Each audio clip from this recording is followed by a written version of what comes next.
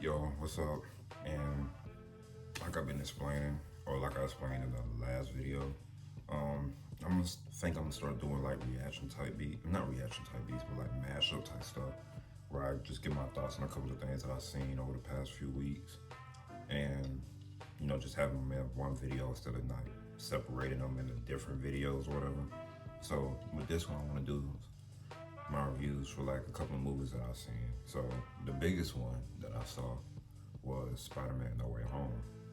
And I'm not gonna spoil anything, but when people said that this movie felt like a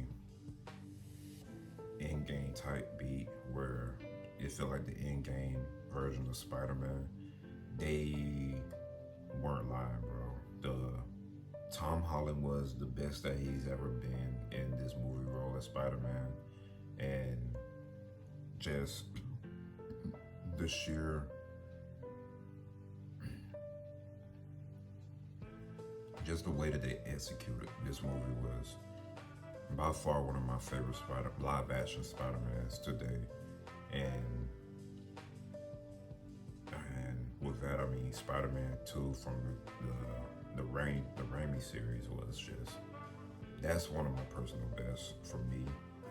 But yeah, this movie is up there, bro, and I'm doing my best to refrain from trying to spoil anything, and maybe I might do a spoiler review. But for me, man, there were some moments that brought a couple of tears to my eyes, and well, not really tears, but like I was welling up because I felt that, and I was not really expecting that too, because I went in as spoiler free as I could. But you know how ads do, and Twitter and YouTube, so I did my best, but some stuff you can't avoid, and they just love to delve out the entire plot line for a movie. So it's like, oh man, now I know what's gonna happen, and yada yada yada. But yeah, man, I've always been a fan of Spider-Man, so this was like a love letter to Spider-Man as a character, and this movie was just dope, man. Really, really dope. Phenomenal movie, bro. And it kind of makes you want to, go back and watch all the other Spider-Man, just to, relive those three, and then even the Amazing Spider-Man too, because I always said that Andrew Garfield was like an amazing Spider-Man, but he was never a good Peter Parker to me, just because it just felt too cool.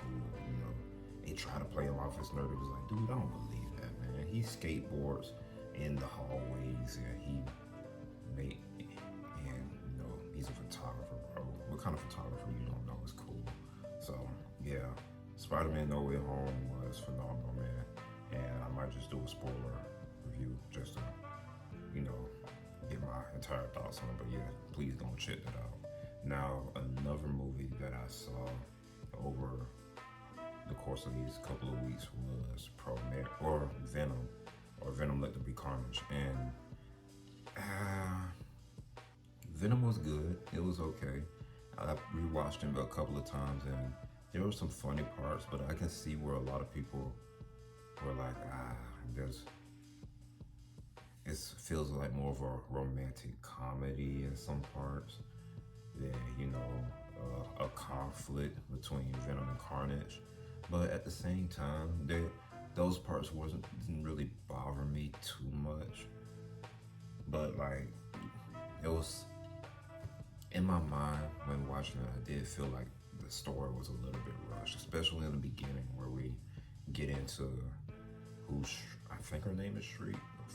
Francis is her name. I don't know her villain name, but where we get into Francis and Cleese Cassidy's backstory and how they were separated and whatnot. So overall, I think that movie, there were some problems with it, but I think it was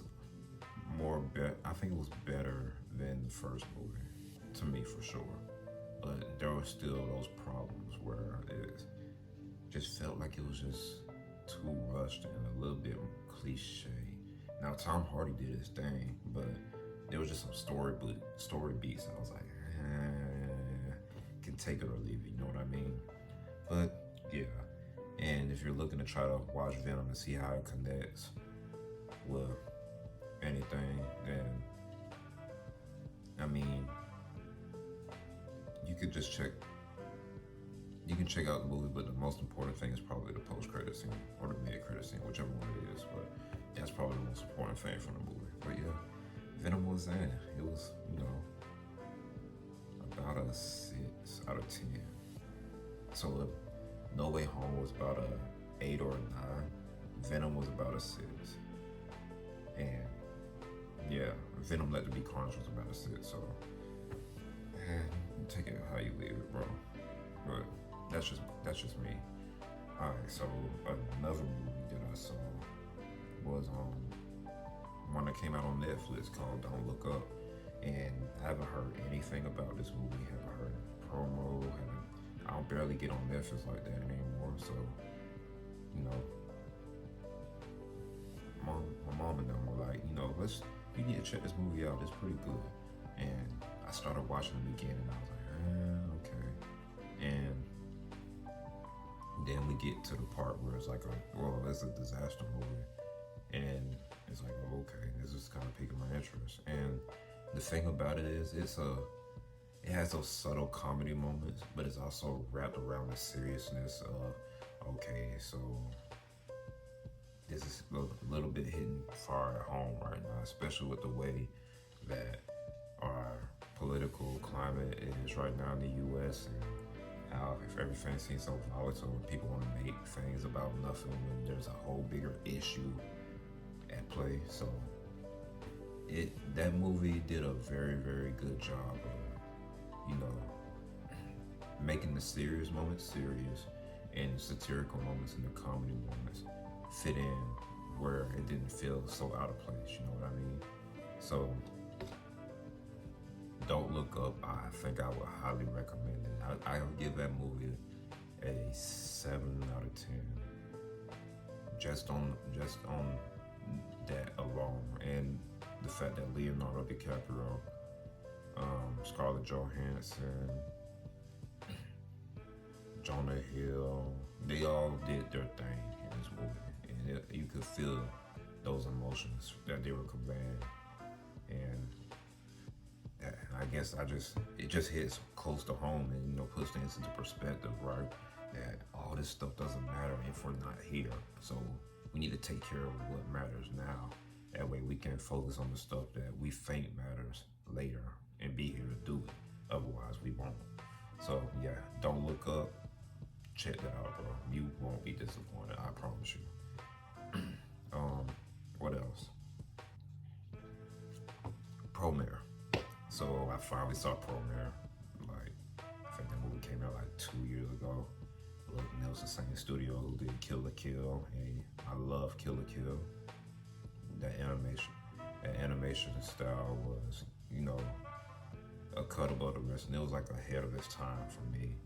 And with Promare, we get that kind of same animation style, but my thing is, I kind of iffy on that art style because it just felt way too blocky for me, personally.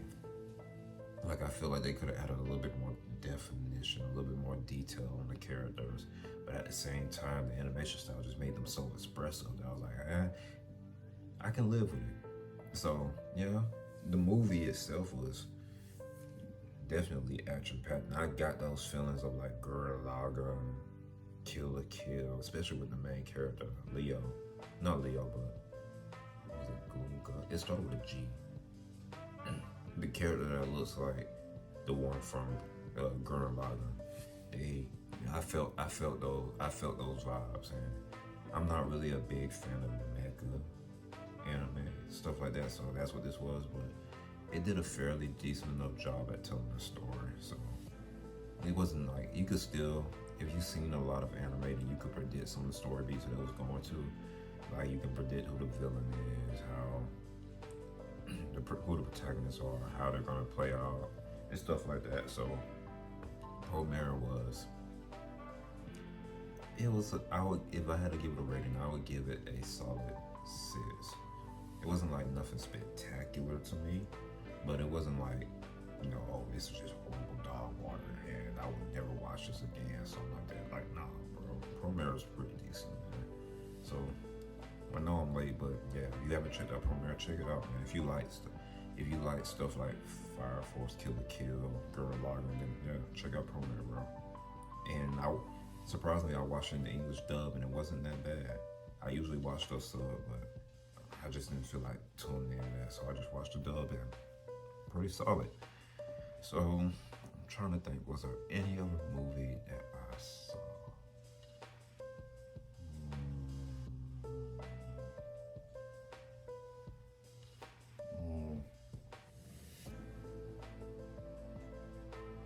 That's pretty much it, man.